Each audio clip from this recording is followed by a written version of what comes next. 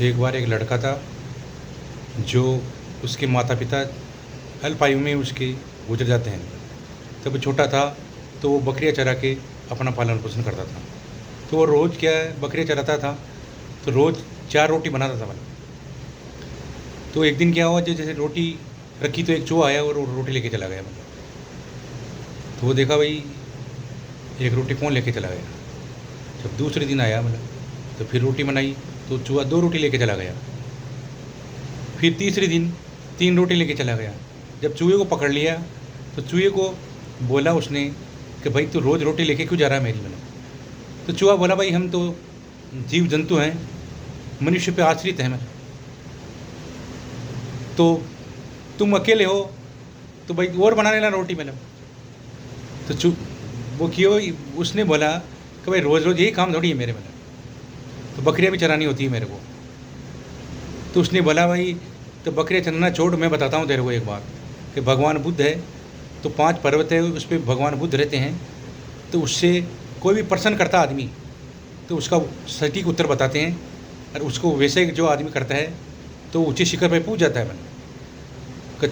चलो कि मैं जाता हूँ पूछने के लिए। तो वो उसी टाइम वहाँ से निकल गया। तो रास्ते में उसको एक रात हो गई। तो रात में एक हवेली दिखी उसको।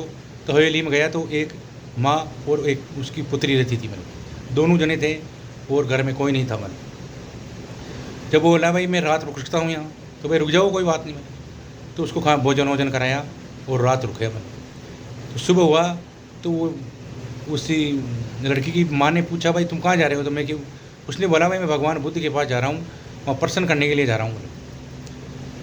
तो भाई उसने बोला भाई एक पर्सन मेरा भी पूछ लेना मतलब। तो भाई क्या पूछना है, कि मेरी लड़की 20 साल की हो गई है लेकिन ये बोलती नहीं है मतलब। तो उनको पूछना भाई ये कब बोलना शुरू करेगी मतलब। तो ठीक है भाई पूछ लूँगा मतलब। तो आगे गया तो एक बर्फ़ का पहाड़ आ गया मतलब। तो बर्फ़ के पहाड़ के ऊपर एक जादूगर बैठा था मतलब। तो उसको आवाज़ मारा भाई मैं ऊपर कैसे आऊँ। तो जादूगर के पास एक छड़ी थी, तो छड़ी से छड़ी करा और वो ऊपर आ गया।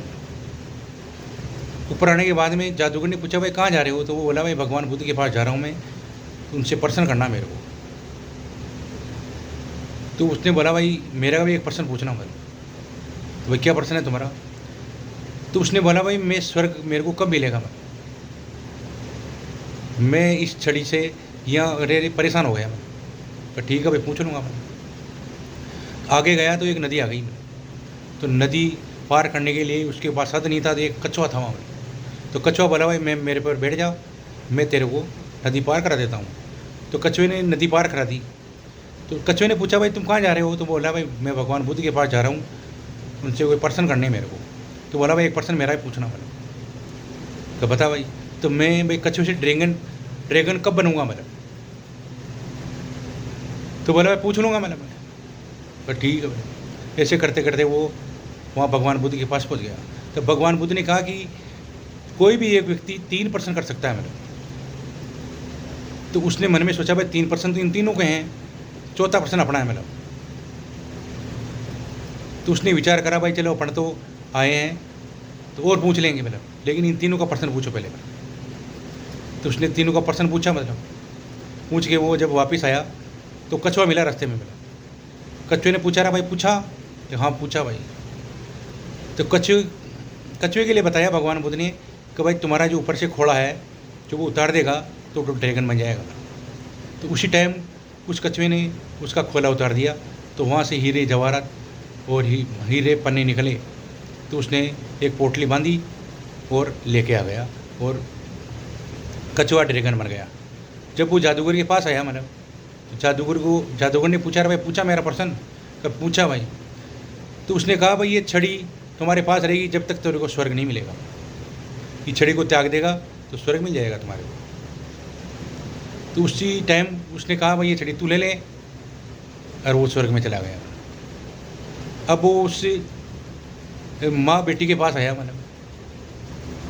तो माँ को बोला कि भाई भगवान बुद्ध ने बताया कि जब इसकी शादी हो जाएगी तो ये बोलना चालू कर देगी, तो इसकी शादी कर दो मतलब।